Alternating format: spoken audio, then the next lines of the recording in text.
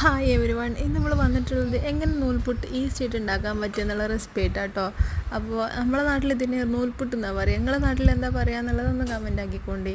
അപ്പോൾ അതിനു വേണ്ടി 2.5 കപ്പ് വെള്ളം തിളപ്പിക്കാൻ വെച്ച് ആവശ്യത്തിന് ഉപ്പും ചേർത്ത് തിളച്ച് വരുമ്പോൾ 3 നാഴി അരിപ്പൊടി ചേർത്ത് നല്ലോണം വേവിച്ചെടുത്ത് കുഴച്ചെടുക്കാം.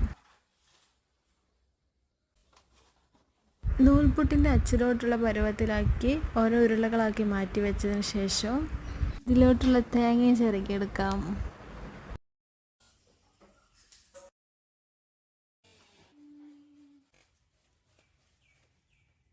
അടുത്ത പരിപാടി എന്ന് വെച്ച് കഴിഞ്ഞാൽ നമുക്ക് വാഴൻ്റെ വെട്ടിയെടുക്കാൻ കേട്ടോ. അപ്പോൾ വാഴൻ്റെ വെട്ടിയെടുത്ത് നടുവ് കീറി വെച്ച് ചെറിയ കഷ്ണങ്ങളാക്കിയിട്ട് ഇതുപോലെ വെച്ച് കൊടുക്കാം. ഇനി നൂൽപുട്ടിൻ്റെ അച്ചെടുത്ത് അതിലോട്ട് ചില്ലിറക്കി കൊടുത്ത് എണ്ണ തേച്ച് കുഴച്ച് വെച്ച മാവ് ഇട്ട് കൊടുത്ത് നല്ലോണം ഒന്ന് തിരിച്ചെടുത്ത് നൂൽപുട്ടിൻ്റെ പരുവത്തിലാക്കി എടുക്കാം.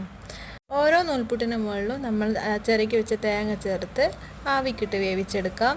ഓരോന്നോരോന്നായി ചെമ്പിലോട്ട് ഇറക്കി വെച്ച് 5-10 മിനിറ്റ് വേവിച്ചെടുത്തതിന് ശേഷം ഇറക്കി കൊടുക്കാം. വാഴയിലിൽ വേവിച്ചെടുത്തുകൊണ്ട് ഇതുപോലെ പെട്ടെന്ന് നമുക്ക് അടർത്തിയെടുക്കാൻ പറ്റും. തേങ്ങാപ്പാലിൻ്റെ കൂടെ അല്ലെങ്കിൽ വേറെ ഏത് കറിയുടെ കൂടെ സെർവ് ചെയ്യാം. വീഡിയോ ഇഷ്ടമെങ്കിൽ ഫീഡ്ബാക്ക് അറിയിക്കുക. അടുത്ത വീഡിയോയുമായി വീണ്ടും കാണാം. Bye from resource pantry.